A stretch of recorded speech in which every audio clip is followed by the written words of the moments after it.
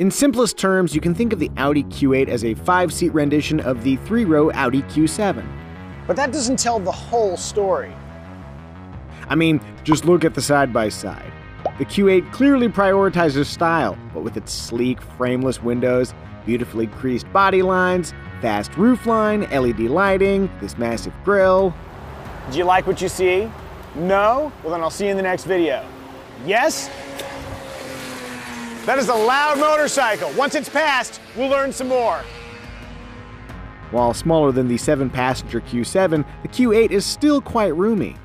As an average American dude, I can sit behind my ideal front seat position with room to spare. Look how much I can stretch out. Headroom is excellent in the outboard positions, while the seats slide 5.1 inches and recline just a little bit to dial in your perfect position. Now, as a guy who's going to likely scream at the incompetent driver up front, I'm going to lean this forward just a little bit. Eyes on the road, moron! Oh, I see the problem. There's nobody up there. Yeah. Headroom is tighter in the middle seat, and there is a center hump to contend with, but for short hops, the Q8 is a respectable 5-seater. In front, space is ample, as you can tell by my flailing arms. The driving position feels quite natural, and outward visibility is nicely unimpeded, which is a rarity in a highly stylized vehicle. That's what it looks like behind my head. Hi, everybody.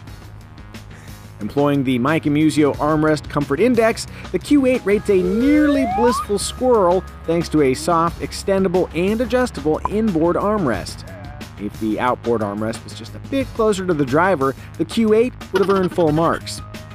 In total, the interior has a modern aesthetic marked by soft, savory materials. All that richness is amplified at night with vivid, streaking LED accent lights.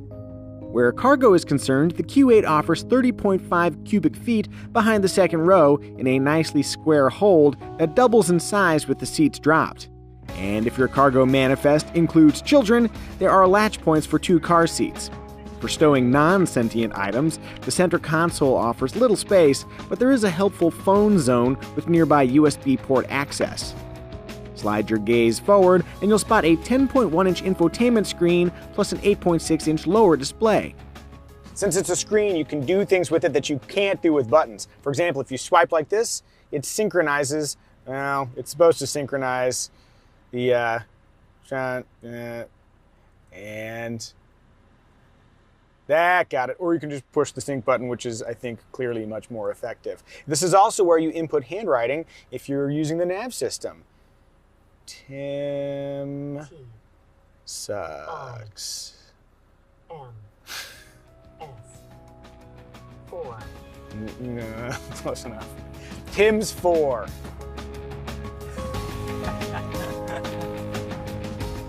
In standard settings, these 2 screens require a hard push to activate the quote-unquote buttons, responding with a haptic click.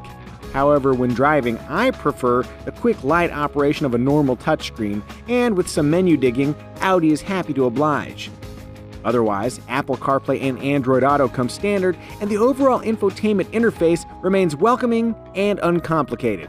Yes, that is a barely veiled swipe at BMW's needlessly dense menu structure. If you'd rather not touch the screen at all, the Q8 can recognize natural language requests. I'm sleepy.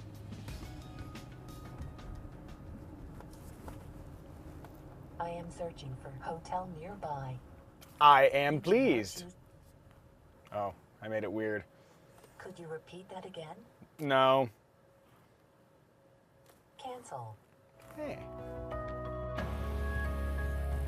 Of note for dog and child owners, you can't really own children, the windows only go down this far. I don't know if that's a good or a bad thing. I don't own a dog, but that's what that looks like. Okay.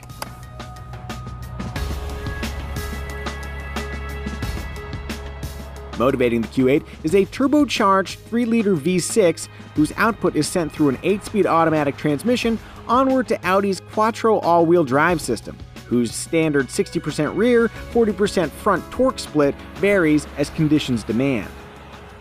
In terms of pure thrust, the Q8 is quite capable. More so than the, was that a Chevy Volt I just passed? Yeah, take that, Volt. Huh. Audi says the Q8 can run from 0 to 60 miles per hour in a brief 5.6 seconds. But maximum acceleration is only part of the story. In normal driving, the 8-speed automatic performs admirably, but I have noticed some abruptness in the first to second gear shift. In a similar vein, I have observations about the standard 48-volt mild hybrid system.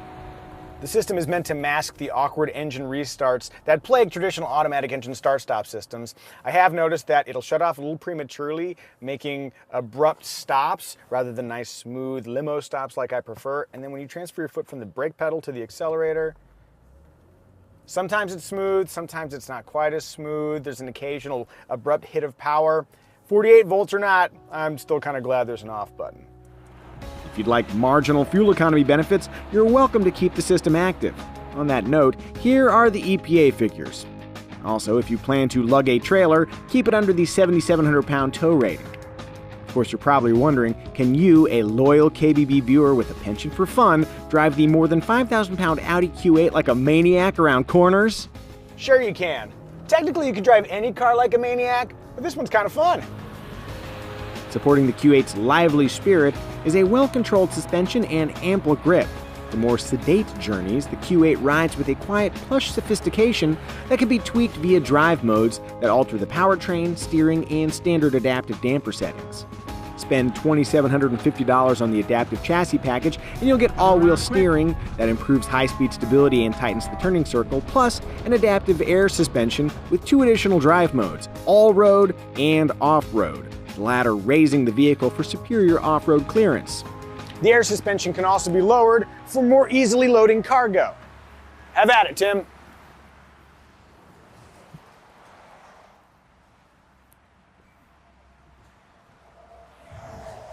Would you like to help us make Kelley Blue Book videos? Apparently we have an opening.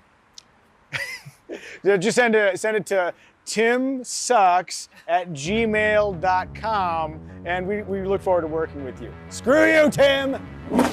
Ooh. Even the simplest Q8 Premium trim comes indulgently equipped with a power liftgate, leather, free zone climate control, a panoramic sunroof, front and rear parking sensors, 3 USB ports, Audi's sweet reconfigurable 12.3-inch virtual cockpit gauge cluster, and an automatic emergency braking system that senses both vehicles and pedestrians. With all that gear, you won't be surprised to learn that the base price is a robust $68.5 grand, including destination charges. If basic Q8 pants aren't fancy enough for you, consider adding keyless access with push-button start, a foot-activated tailgate, a 360-degree camera system, steering assist, adaptive cruise control, rear side airbags, massaging front seats, and a 17-speaker Bang & Olufsen audio system that sounds just okay to my ears. Oh, and if the standard 20s don't wow you, there are optional 21s or 22s like we have on our S-Line tester here. You know what's crazy? Those 22-inch wheels actually look proportional.